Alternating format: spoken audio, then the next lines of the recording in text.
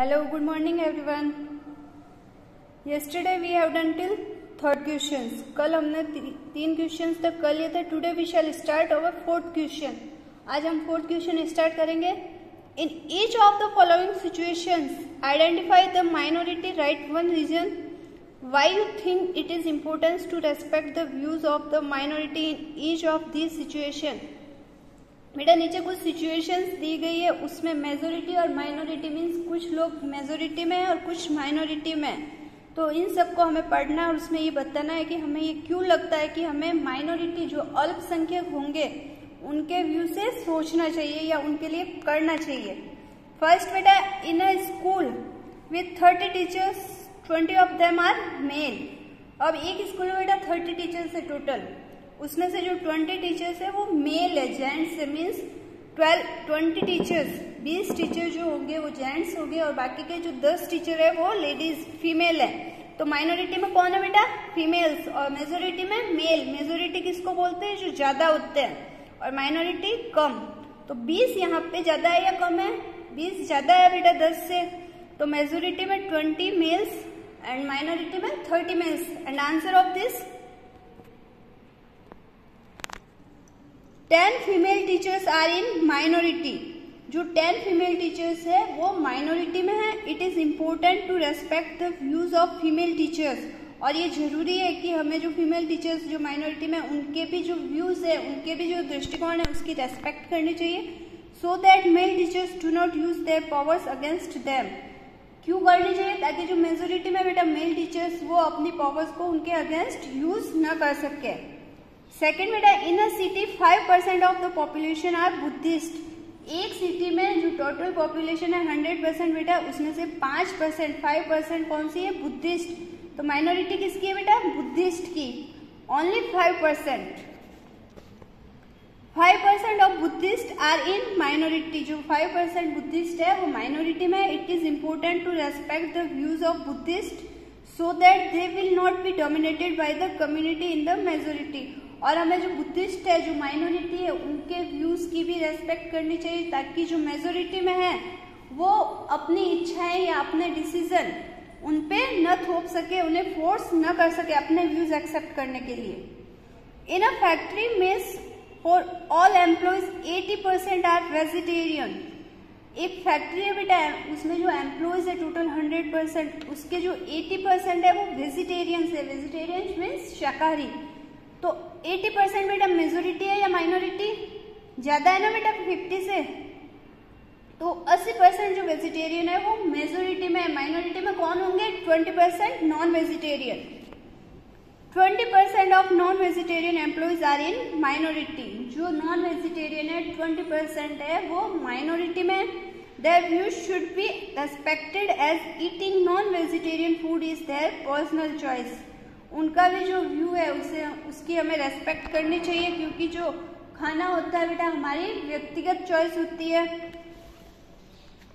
Next बेटा fourth, in a class of 50 students 40 belong to more well off families. एक class में total 50 students है, उसमें से जो 40 है बेटा 40 स्टूडेंट वो अच्छी फैमिली यानी कि रिच फैमिली से बिलोंग करते हैं. तो मेजोरिटी में हुए बेटा 40 वेल ऑफ फैमिलीज. 40 स्टूडेंट्स जो है वो मेजोरिटी में, बाकी जो 10 गरीब परिवार से बेटा वो माइनॉरिटी में है. 10 students belong to poor families and are in minority. जो 10 स्टूडेंट्स है बेटा पुअर फैमिली से बिलोंग करते हैं, वो किसमें है? Minority. Scholarships, special classes and other welfare schemes like book bank, free supply of books, stationery and free uniform are to be planned. Keep in view their requirement. जो गरीब family है बेटा उनके जो नीड्स होती है, उनकी जो नेसेसिटी जरूरतें होती है, उनको ध्यान में रखते हुए स्कूल वालों को उनके लिए स्पेशल क्लासेस ऑर्गेनाइज करनी चाहिए, क्योंकि ट्यूशन के लिए पैसे नहीं होते. स्कॉलरशिप्स देनी चाहिए ताकि वो भी अपनी लाइफ में आगे पढ़ सके. पैसों की वजह से या अपनी condition, economic condition, financially condition की वजह से स्कूल न छोड़े. बुक बैंक, उनको बुक्स देनी चाहिए. Free supply of books, free में बुक्स देनी चाहिए. स्टेशनरी, जो हमारे स्टेशनरी मीन्स जो पेन, पेंसिल, इरेजर वो सब. एंड फ्री यूनिफॉर्म, यूनिफॉर्म उनको फ्री में देनी चाहिए ताकि वो भी पढ़ सके। नेक्स्ट क्वेश्चन बेटा, question number 5। The column on the left lists some of the key features of Indian Constitution. In the other column, write 2 sentences in your own word on why you think this feature is important। यहाँ पे बेटा की features लिखे हुए हैं, federalism, separation of powers, fundamental rights, parliamentary form of government. यहाँ पे बेटा आप लोगों को लिखनी है 2-2 लाइन्स इनके बारे में और ये क्यों इम्पोर्टेंट है या इनकी क्या इम्पोर्टेंस है। फर्स्ट है बेटा federalism. First is federalism, this is on page number 233। यहाँ पे बेटा फेडरलिज्म ये रहा फर्स्ट पॉइंट। यहाँ इसमें लिखना बेटा this is the answer of 5th question.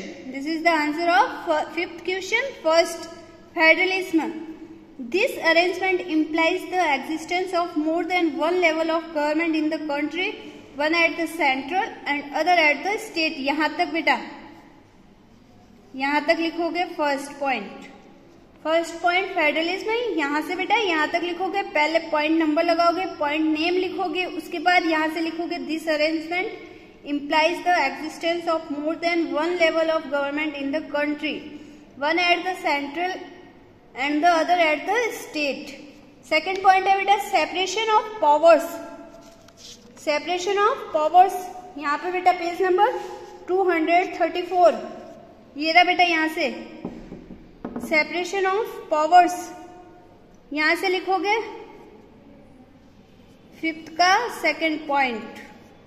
The Indian constitution defines the 3 organs of the government of India and assigns each organ specific and distinct responsibilities and powers। These organs are legislature, executive and judiciary। यहाँ तक लिखना है बेटा 5th का second point. समझ में आया? 5th का second point separation of powers.